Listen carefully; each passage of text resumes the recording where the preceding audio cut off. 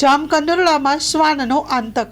જામકંડોરણામાં ઇન્દિરાનગર વિસ્તારમાં મૃત પશુઓની ખાલ ઉતારવાની જગ્યા પર થોડોક સમય પહેલા માનવભક્ષી શ્વાનોનો નિર્દોષ અને માસૂમ બાળકને હાથ પગ અને માથાના ભાગમાં બચકા ભરી લેતા ઘટના સ્થળે રવિનાથ નામના 7 વર્ષના બાળક મોત નીપજ્યું હતું। સ્ટોરી રિપોર્ટ બાય કૌશલ સોલંકી।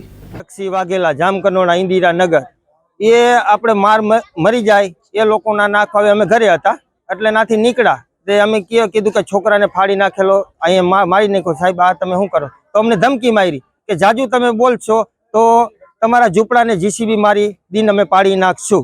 એટલે અમારું કહેવાનું એ છે મંત્રી સાહેબને સહાય એટલે અમારું કહેવાનું છે કે અમને ગમે સરકાર તરફથી અમને ગમે સુવિધા કરી દે।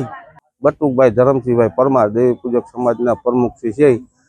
તો સરકારને અમે નમ્ર વિનંતી કરી છે કે ભાઈ આ છોકરાને જે ફાડી ખાયો હતો મારી નાખ્યો તો સરકારને જે સહાય આપવી હોય એ બાળક માટે મળે એવું અમારી વિનંતી છે। અને અહીંયા જે આ રહી છે એ ઝૂંપડપટ્ટી છે તો ઝૂંપડપટ્ટી કાઢવવી હોય તો અમને ગમે ત્યાં તમે સહાય કરીને દો તો અમે ત્યાંથી નીકળી જઈએ, બાકી તો અમે ક્યાં જાય ગરીબ માણસો। તો સરકારને અમે વિનંતી કરી છે કે અમને ગમે ત્યાં આસુ પાતળું ગમે ત્યાં દો તો અમે ત્યાંથી નીકળી જઈએ।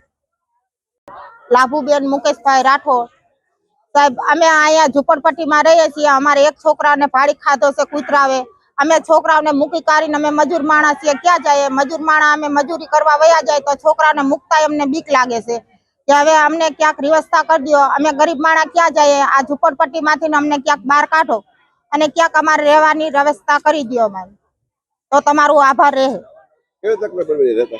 અમે આટામાં મજૂરી કરી ખાઈએ છીએ સાહેબ, અને ગંદકી વાળામાં અમે પડ્યા રહીએ છીએ। અમને અહીંયા વાઇસમાં અમારે રહેવાતો નથી, ખાવા પીવામાં અમારે બધી વાત અમારે તકલીફ પડે છે અમારે, તો અમે ક્યાં રહેવા જઈએ સાહેબ? અમને ગમે ત્યાં ક્યાંક વ્યવસ્થા કરી દો મકાનની, અને અમને ગમે ત્યાં અમારા ઝૂંપડપટ્ટીના અમારે ક્યાંક પલોટ આપો ક્યાંક।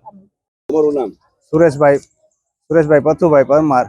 હું ઝૂંપડપટ્ટીની આગેવાની તરીકે હું બોલું છું। મુખ્યમંત્રીને આવેદન પત્ર આપું છું કે અમારા છોકરાને ફાડી ખાધેલ છે અને મારી નાખેલ છે, અને ઝૂંપડપટ્ટી અમને કાઢવાનું કહે છે તો અમને કોઈ વિલ કરી અને કોઈ જગ્યા ફાળવે એવી નમ્ર વિનંતી મુખ્યમંત્રી સાહેબને।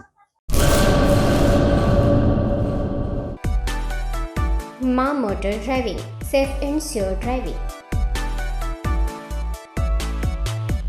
ડ્રાઇવિંગ એ શોખ સાથે આપની મોટી જવાબદારી પણ છે। અમારા ઇન્સ્ટ્રક્ટર દ્વારા સચોટ અને સરળ માર્ગદર્શન,